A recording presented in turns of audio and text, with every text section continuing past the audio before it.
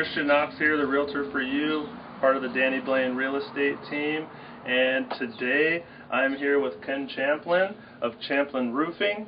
I'm bringing him on today because in buying a house, getting a roof inspection is very important. You don't want any leaks in there. You don't want your roof caving in on you after you purchase it. So Ken, how long have you been in the business?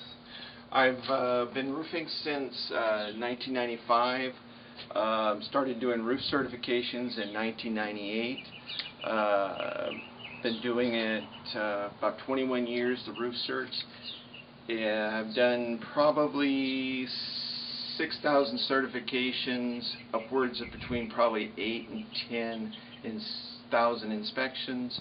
When you go to a house to perform a roof inspection, what is your process and what are you looking for while inspecting the roof? Generally, I start off on the eaves, inspecting the eaves, looking for stains in the eaves, stains in the stucco. That'll be the front and backyard.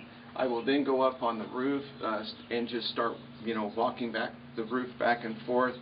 Like on a composition roof like this, I'm going to start looking for protruding fasteners, something that might cause a leak, things installed incorrectly, areas around jacks. Usually if you're going to have a leak, it's usually around a protrusion or a jack in the roof, AC jacks, just general stuff like that.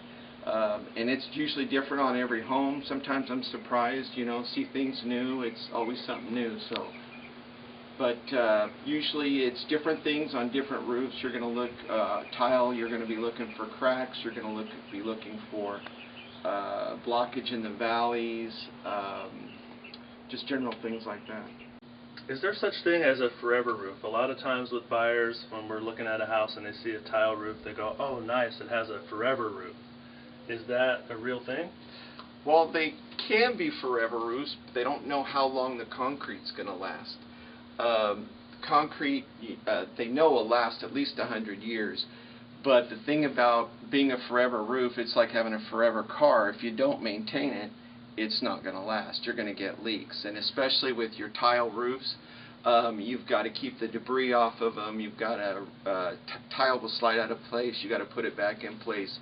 And then you've got tile that's just fractured in places, and you'll have to go in and replace them or mend them. So it's just a maintenance thing is really what it is. Generally, I start off just walking the roof back and forth, and what I'm looking for, a lot of times the staples will pierce the roof material, and usually you can get a leak from that. But what I'm looking for is like debris in the valleys.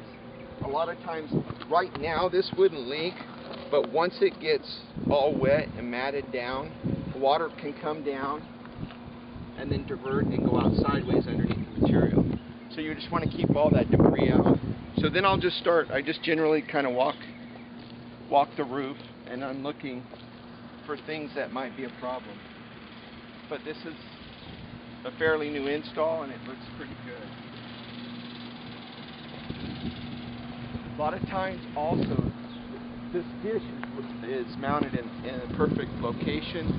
A lot of times and this is on a majority of the homes, they'll bolt them right into the center of the roof.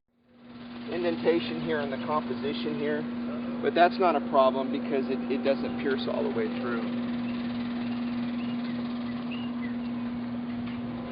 But generally, if you have leaks, a lot of times you're going to get them around your vents, your exhaust jack, around chimneys.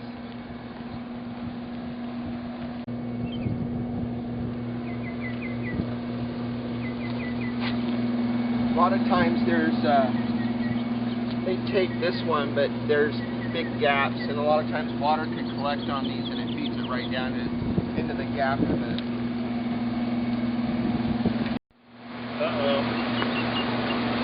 I'm gonna have to fix that. Yeah, it's plugged. It's probably from all these seeds.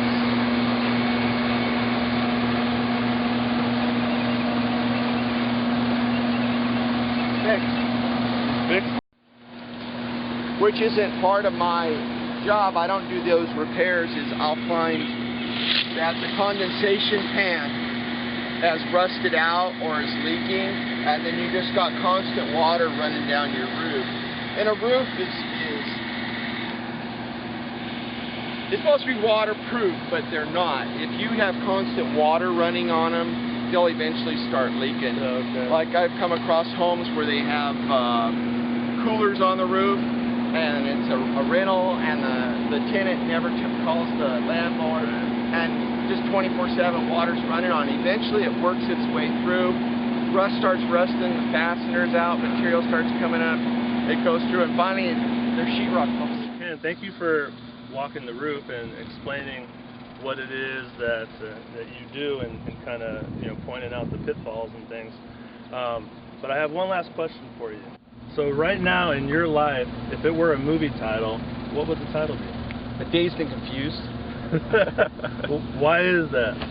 Just been really busy. A lot of work has come in, and just now trying to catch up. So Good. We're getting it done. All right, great. Thanks for coming out. Not a problem. Anytime.